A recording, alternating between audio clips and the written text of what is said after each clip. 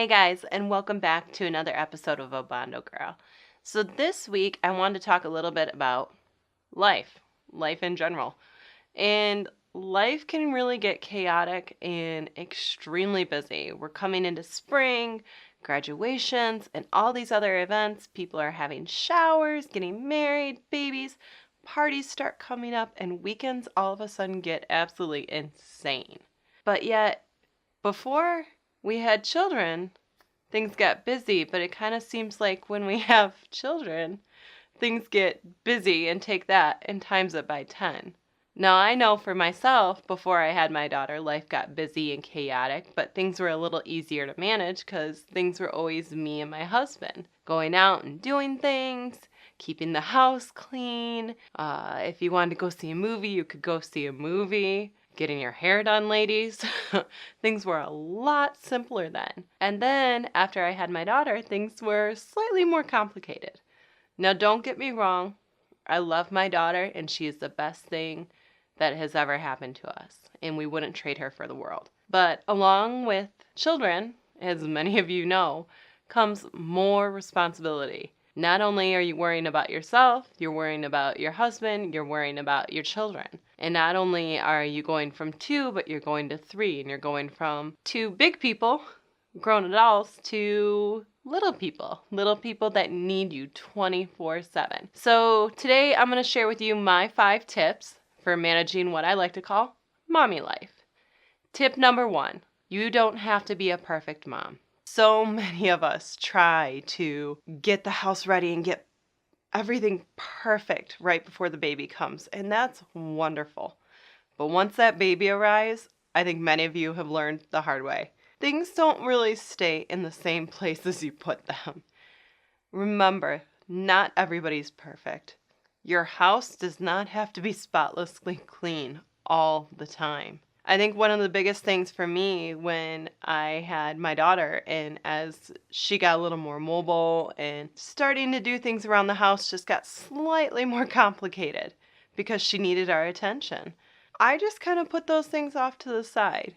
Now, maybe I left a dish or 2 in the sink, or, I know everyone's got that one laundry basket that's sitting in the corner of your room right now, and it's haunting you that you haven't put the laundry away.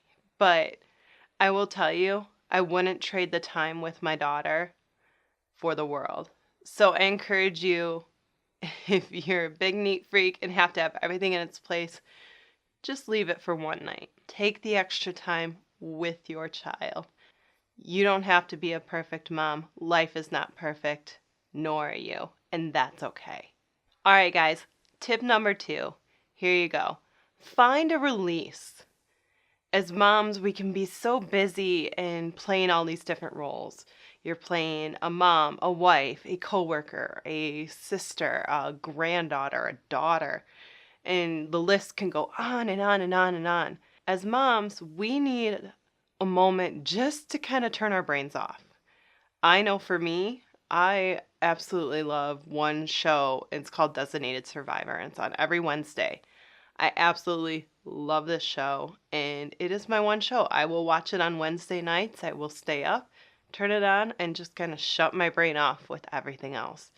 When you do that, it just helps so much. Whether or not, if you don't like shows, find a book, go exercise, go take a bike ride, go run. Do whatever you need to do to take that moment and just kind of recharge and get set. It will help you so much along the way. All right, guys. Tip number 3, make a list. I know myself, I am horrible with starting things, and I'll eventually finish them, but not always right in the same order that I started them. So make a list. If you make a list and you prioritize what you need, things will get done a lot quicker, and you will feel much more accomplished as you get things done along the way. All right, here's tip number 4. Communicate, communicate, communicate. And I know it seems really kind of silly, but ask for help. Ask for help from your husband and from your significant other. We all love our husbands. We all love our families, but nobody is a mind reader. You have to communicate what you need and what you need help with. You could also ask for help from your family. and if they need to be. I know I asked for help. My mom's watching my daughter so I can go get my hair done while my husband is at work. Thank you, Mom, by the way. And just ask for help. People will be willing to help you, whether it's a friend, a neighbor, a relative. Sometimes the help comes from the least that you expect. All right. And finally, tip number 5. Family comes first. And I know it kind of sounds silly, but this is when I'm talking about making commitments to events, making commitments to go out with other people or do other things. The family comes first. People are feeling under the weather, or maybe you guys just had a really long weekend the week before. It's okay to say no. Not that you wouldn't love to be there and support whoever may be having their event. It's not that you don't want to support somebody in their event, but sometimes you just need to take that rest and you just need to be at home and in your house. You just need that quality one-on-one family time. I know these tips, these are things that I have implemented, and they've actually helped me quite a bit. So I really hope they help you. And maybe if there's something that you do, shoot me an email. Let me know. Maybe I can use that myself. Well, hopefully, guys, those tips helped you. Thanks for tuning in this week, and don't forget, follow me, Facebook, Twitter, Instagram, and I also have a YouTube channel. I'll see you guys all real soon.